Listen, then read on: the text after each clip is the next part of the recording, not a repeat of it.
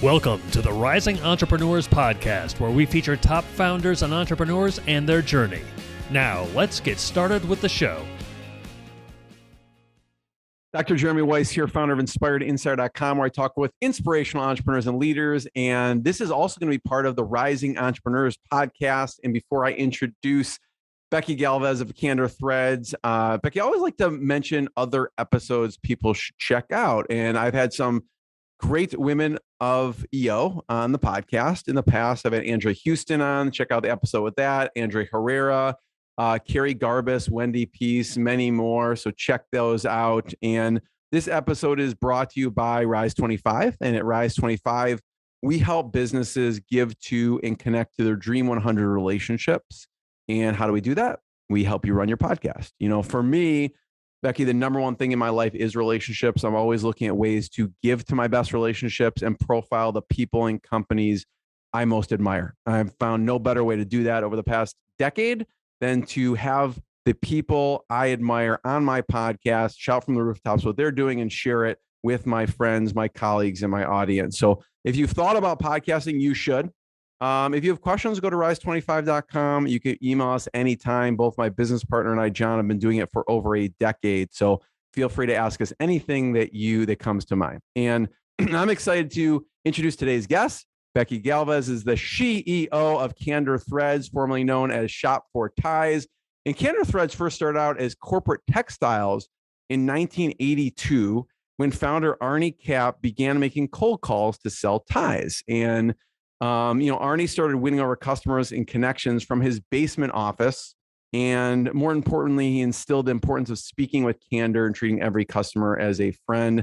Becky also, the hardest job I think in the world is parenting sometimes. So she is a mom of two boys as well as running Candor Threads. Becky, thanks for joining me.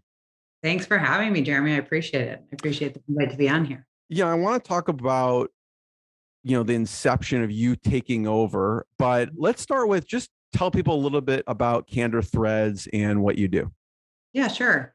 So we are a custom apparel company. We design and manufacture custom apparel. So we're all in the B2B space. We work with organizations, nonprofits, schools, the military, basically any company or organization out there to unite and bring together the people in their organizations and groups. We like to say that we ignite connections. So when you talk about relationship building, that is my number one thing in life, relationship building. And as a strength on my Gallup Strength Finder comes up as my highest thing is relationship building.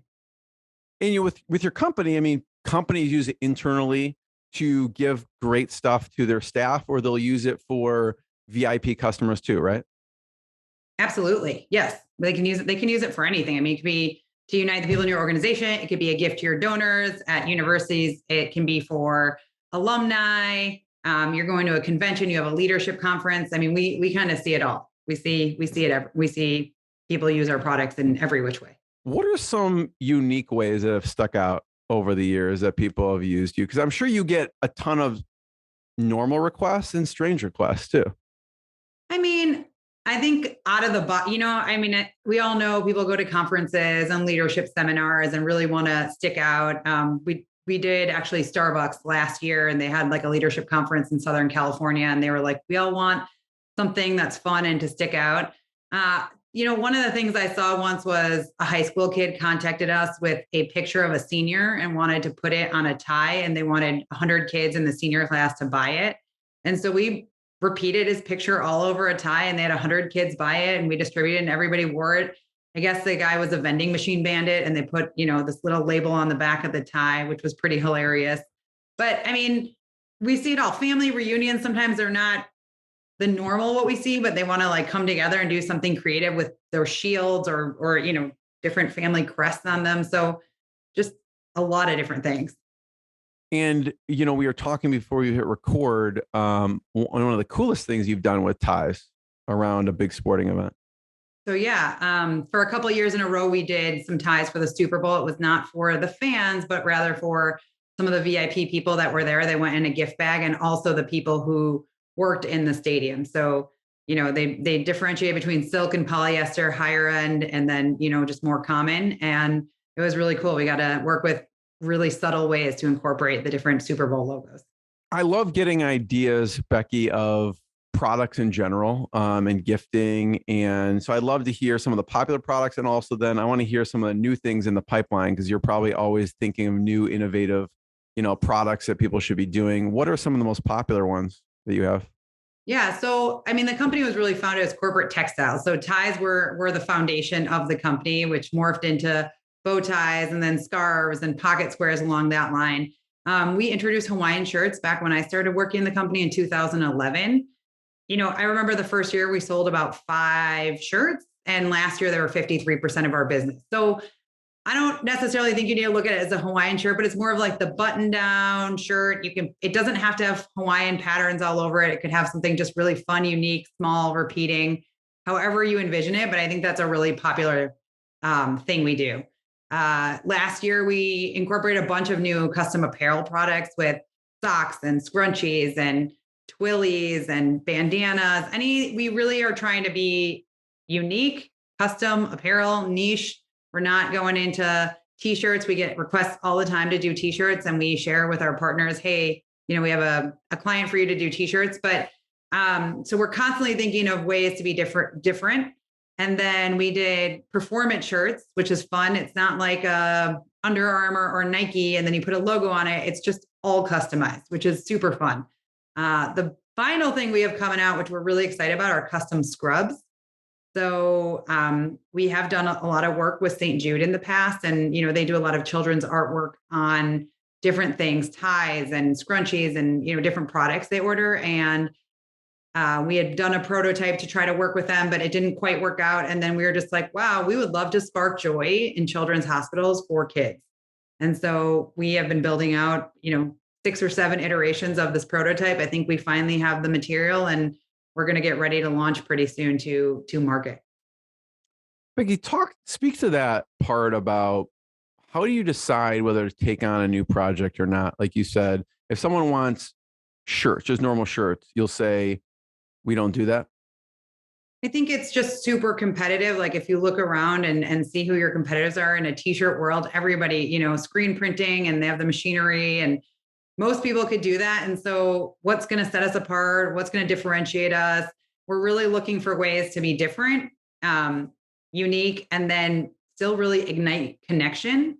And so when we look at a product, if it's something that everybody is doing, it's kind of like, how successful are we going to be with that when X person already has that footprint? So we really, scrubs is a huge market as we look at it, but no one's really doing custom scrubs. So, or if they are, it's not very popular right now. Yeah. No, I love that discipline, because I can see a slippery slope of, they already trust you, right? They could get shirts anywhere, but they already did ties. They did, Hawaiian shirts, and they've done multiple things with you. So like, Becky, like, you're our people, like, we want you to do these shirts, but you have a discipline to say, we're not the best vendor for that. Because we totally aren't. And I think it's just owning and knowing your capabilities and what you can and can't do. And sometimes we think we're going to be able to do a certain product with our supplier, and we go and it takes 3 or 4 times. And we're like, all right, if you can find this elsewhere, please go and look for it, because it doesn't seem like it's going well, and we'll work really hard. I mean, we've looked at doing custom blazers for one of our customers, or, custom, people had Hawaiian shirts. It was a Princeton reunion years ago. And then they had the straw hats, and they wanted the little thing, the band that goes across a hat. And we're like, I mean, that's just cotton. It's apparel. We can definitely do that. We just need sizing. And so we kind of learn more or less what we can and can't do. And we're figuring it out as we move forward. We will talk about your crazy COVID journey. Okay. Because when I think of COVID journeys, I think of your story as really a crazy path. But I want to back up and talk about the path to you running Candor Threads, because you weren't always in the business. Nope. No.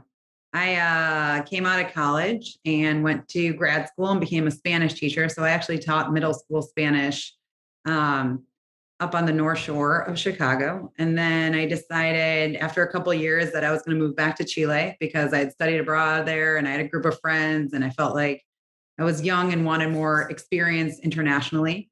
So I moved back there, got a job at the international school, which was amazing. So all the ambassador or foreign company children would come, and it was a school that followed the American calendar. So I taught Spanish too, same way, but I did elementary school there.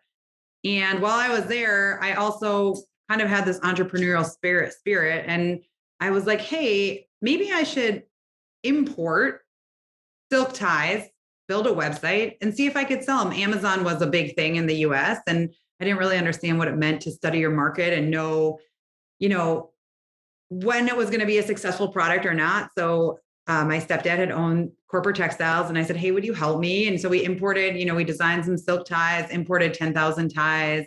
At the time, my husband, I was living with him. He wasn't my husband, but his apartment looked like a storage room with just boxes of silk ties everywhere. I built a website. It was called Silk Sensation. I launched it, and I was like, great, everybody's going to start buying now.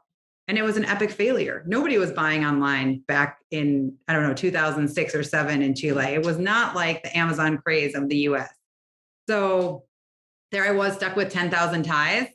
And I would go to stores and try to sell them to the stores. It worked a couple times, or, at my husband's company for their Christmas party, they bought 200 silk ties for me for all the engineers. And it was not a great story. I actually ended up doing a couple custom tie orders while I was down there, but the bureaucracy and the paperwork, and it's a whole different animal to be there and try to run a business. So, when we were moving back here, I was like, okay, we're going to shut down Silk Sensation. We're going to close out all the paperwork. It was not very profitable. Fortunately, I was able to make enough money to pay my stepdad back the loan he had given me to just buy those silk ties. And then I closed that down and moved home after that. But I went from being a Spanish teacher to kind of asking Ernie, who was my stepfather, hey, do you think that I can have an opportunity to work with you? And he was like, well, what are you going to do? And I was like, I don't know, learn the business, try it out. And he said, sure. Why don't you when you move home, I'll pay you $3,000 a month and you can just sit next to me. At the time, he was a solopreneur. So I sat next to him, and my first job was, he gave me probably about 2,000 trifold papers that we were going to send out in a mailing. And he said, now fold these and send them out. Well, he didn't tell me that Staples down the street trifolded for like 2 cents each. So I spent that's terrible. It was like a direct mail we were doing to try to get more customers. So that was my first experience. But I spent a lot of time just next to him and learning the business. Talk about, so who were you sending those to? So you were sending those trifolds out direct mail to let them know about your services as a marketer. Yeah, so schools and Catholic and private schools were always a big, vertical for us for the ties. A lot of them have it just as part of their uniform or dress code. So I remember at that time we had bought a list and created a mailer and, printed out little 8x11 pieces of paper and we're just sharing about our products, sending a direct mailer to schools and private and Catholic schools. What do you do today to get the word out? Do you still do direct mail? We have done it. COVID was tough, actually. We decided we'll do like some cool postcards, and we got a lot of return to senders because people weren't in the office. But I mean, we do a huge combination of, digital marketing online, Google AdWords, and then a lot of our business is relationship building, just building out our networks and our relationships and really connecting with people, referrals, repeat customers. We do emailer campaigns. I think we do it all. We look at it and we're like, okay, what is our marketing strategy? And it, most successful is always a referral and someone you've worked with and comes back to you and, has more people like themselves who want what they had gotten. And then probably least successful are these email campaigns or direct mailers. But once in a while you get, a customer or two. Becky, talk about the evolution of the staff. So it's Ernie in his basement, right? And then it's you and Ernie. Well, what was Ernie the upstairs office? There you go. And my mom at times would just help out with accounts receivable or something like that. A lot it was they would eat lunch together and she would do something, nice for the business. And then it was Ernie and I in an office together for a couple of years. And, it was an amazing learning experience to learn from him. The business, he taught me incredible lessons. And there was also a lot of conflict. I mean, it was antiquated. And I remember that he wanted to, it was Microsoft Works, I think. And he kept, every time we try to do something different, he'd put this disk. He was like, we have to stick with the Microsoft Works, even though you couldn't even get it anymore, right? Like the computers had phased out of it. And he was like, I have it on a disk. We're going to insert it and we're going to keep, because it was working and it was working for him. And I think, he said, I grew this business, I evolved it, and you're going to take it kind of to the next level. So we had a couple great, I mean, they were tough actually. I started working with him. Unfortunately, he got diagnosed with cancer a couple of months in. We spent a lot of time at his bedside and kind of working through that. He went into remission. I had a kid, got pregnant, had a second kid, got re-diagnosed, and he ended up actually passing away 2 months before, 2 days before my second son was born. So, watch the funeral from Sorry to hear that. Oh my God. Thank you. It was a wild ride, but I will say in the times we had together, I learned a lot from him. And if there is one thing I could say is that he was an extreme relationship builder. Like I would remember sitting next to him and he would be on the call for 45 minutes. I was like, what are you doing? Like it's 45 minutes. It's the grandkids, the dog, and I was like, oh yeah, I get it. Kind of in our nature to just, my employees say the same thing about me all the time. I'm like, hey, you got to find ways to really, really connect with the customers, and they're like, well, we try. And I'm like, first you can talk about the weather. I know it's super cheesy, but everybody wants to talk about the 40 degrees and the snow in Chicago today. And then it spirals into something else and something else. And somehow there's just this like connected element that Ernie had. And I feel like, I have as well. So it feels very kind of like a natural synergy. What, Becky, was another big lesson that you remember or learned from Ernie? I think probably just to keep going through the tough times. Like I wasn't in the business, but I know they went through some tough times in the recession. And I remember him maybe looking at when you ask, is a product work or not? I remember him looking at a blanket business and they maybe tried it and it was like, oh no, that's not our forte. It didn't work out. But I think, resilience, to keep moving forward, to really do what you love to do. He spent a lot of time just talking to people on the phone, and he was super jazzed about it. And I have that same sensation. So just relationships, connectedness. Your journey at the beginning of COVID was kind of crazy. It was very crazy. I got interviewed I remember a reporter called me and I got interviewed by 2020. I think it was end of February. They were like, hey, what are you experiencing? Our suppliers are in China. We have a great relationship. We've had, a 2-decade-long relationship with them. And they called me and they're like, hey, we want to interview you. And so they were in Chicago and they had me do this whole thing. They went to the office. They walked around my whole office. I remember them asking me like, are you worried? Because COVID was obviously happening in China. We just weren't experiencing it here yet. And so I was seeing what was happening there, but they kept being like, it'll be a couple of weeks, we'll be back online. And so they ended up coming back online. And so I felt like we're good. Like everything's going to be good. And I had this whole interview and it aired. And then I remember I was driving, I have a mentor who I got through EO and he's in Columbus, Ohio. And I'm driving out to visit him. I think it was May 11th maybe or 10th.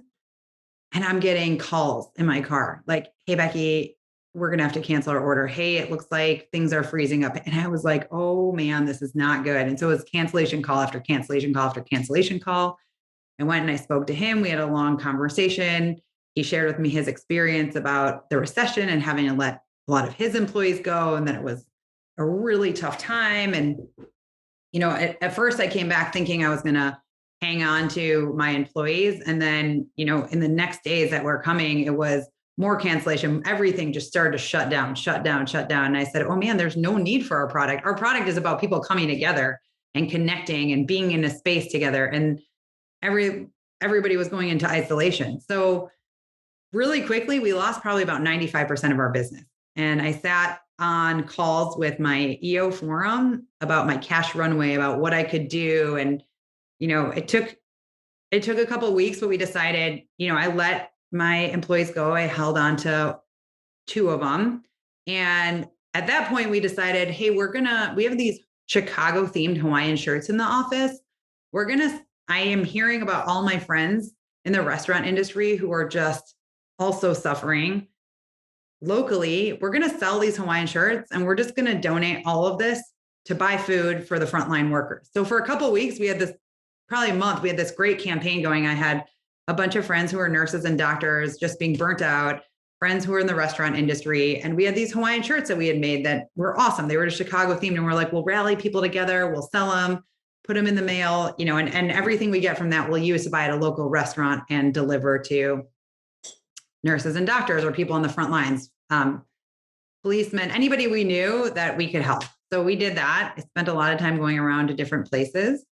And it was about April 3rd when LA came, or 4th, and LA came out with this mandate. And they were like, we're going to have everybody start wearing cloth face coverings, and they should be made of cotton material. And I looked and I was like, is this where we're going? And it was that night that I said, hey, we make shirts in cotton already. If this is what they're saying, why don't we if everybody's going to have to start wearing these masks, and what we're used to is doing something customized, why don't we do customized masks?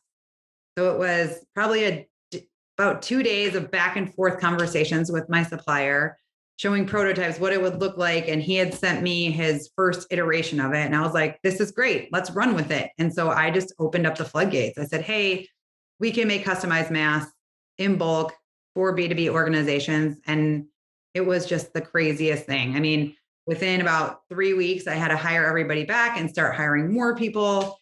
And I worked more than I've ever worked in my life during COVID. I mean, I spent probably about 16 to 18 hours a day in my office because I needed to be there and just navigating everything that was going on. But we ended up having in 2020, the best year in business that we had ever had, going from being down 95%. So it was definitely crazy. Also scary because all we were selling were masks. That was it. So as soon as the masks started to kind of come down at the end of 2020, do we even have a business left? What's 2021 going to be like? And I think there was a lot of fear around that and uncertainty and, not knowing. We just saw the mask orders tank, and we're like, is anybody going to come back? Does anybody want anything else? So we got stuck in this place of the high to uh-oh, should we be cautious now? So what happened after, because in hindsight's 2020, right? I mean, at that point, we didn't know if mask was going to be a mainstream thing. You took a risk of saying, listen, this is our option right now. And you went all in on that. And, obviously we saw, yes, it continued. But so what did you start to do as you saw the masks? Okay. I mean, in one sense, I guess it's a good sign of people are coming back to normal, but the companies trail that too. So the new normal is different from what the old normal is. So what did you see from, okay, we laid everyone off. And then what you did, what I thought was really interesting, what you did, Becky, is you thought of it as, how can I help? How can I give? At that point, it wasn't, even though you're in survival at that point, it's amazing that you just band together and you're like, we're going to sell these and donate it. Well, I think as an entrepreneur, we're used to being so busy, right? And just so active. I don't like the word busy. I'm going to say active. That's been my thing for the last 2 years. So active every day that all of a sudden you're like, no emails are coming in. I have nothing to do, and that's scary. And so I think I always go into how can I help, just from a teacher's mentality I had. I feel like our company is very much like that. One of our core values is have fun, help out and have fun. And we're always looking for ways to help. Whether it be, to the community or to our customers or with each other. I think we really take that core value and take it to heart. So, it was like, what can we do? What can we do right now? Because we can't control what we can't control, right? Last week I went to an EO event and they were actually talking about predicting revenue in uncertain times. And they said you have a locus of control. And what's outside of your locus of control? They talked about the war now and inflation and labor shortage and tough job market, but what is in your locus of control? So I feel like that is what was in our locus of control, was how could we helping. So when that started to hit, you started to see, so masks peaked and then you saw it kind of slowly go down. Then what were you thinking? What was next that you had to do? I think it was like, hey, can we now push out our regular? Nobody was looking at our regular products. We totally stopped every advertisement we did for them. And then it looked like, oh, people want to come together and there were celebrations happening. So we're like, okay, now how do we message out that this is what's going to unify people? We're going to reignite connections and so I think we saw masks kind of start to tank around September or October of 2020. And when we looked at our numbers in 2020, 86% of our sales were masks. In 2021, I think it was about 11%. It totally flipped. So I think people then wanted something fun and exciting, and they wanted to feel this sense of coming togetherness. So then the Hawaiian Aloha fun shirt, whatever you want to call it, came back. And it was like, we want that. And it was just order after order. And we're like, wow, okay. So that's happening now, And so we looked at like, okay, this is a product that everybody's wanting. And again, it's a little bit niche because people do it, but I think we do it best. And it's not a super saturated market. So it's like, wow, we have all of these untapped customers, plus all of our previous customers, like, let's re-engage with them. Like, we're going to start re-engaging and sending out new messaging of like, we can probably put our masks away. And mask was the thing that, we got in on it early on, but everybody wasn't doing it. Like, it felt like every company was, making masks. So everybody had their mask supplier. We were some people and somebody else used somewhere else, and you liked the masks you liked. And so, yeah, that was kind of our trajectory. It's amazing. Yes. It is a wild ride. What I like is even serious professions, you make fun with the Hawaiian shirt. So I love to talk about the military a little bit. Yeah.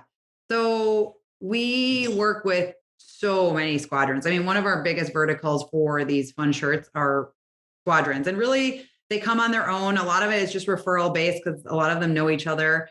It's a lot of actually like fighter pilot squadrons, helicopters, like aviation.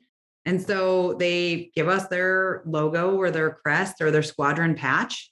And we build these fun shirts for them. We give them artwork and then they buy them. And we always get these super fun pictures that they send us. Like, we had this event, or we're deploying and we want to celebrate something together. And it's just so nice to see them like with these big smiles on their face, and, for all the service that they do for our country, that giving them a moment to like feel connected in a way that's not in their regular daily military uniform is pretty cool. Plus they have so much fun with them. Like, they're always sending us just these super fun pictures that we get to look at and talking about how big of a difference it made for their squadron. So that has been a huge vertical for us. And we're looking to really explore more of that and understand, how to reach more squadrons, as well as looking at some partnerships. How can we give back? They have a military discount, but also, again, we took a 1% pledge. So whether it's time, service, or product, or money, product, or service, we always want to find ways to give back.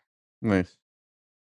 Yeah, there was one of the events we did with Bunker Labs. I don't know if you've heard of them. I'll have to introduce you to them. They're kind of a veteran entrepreneur organization.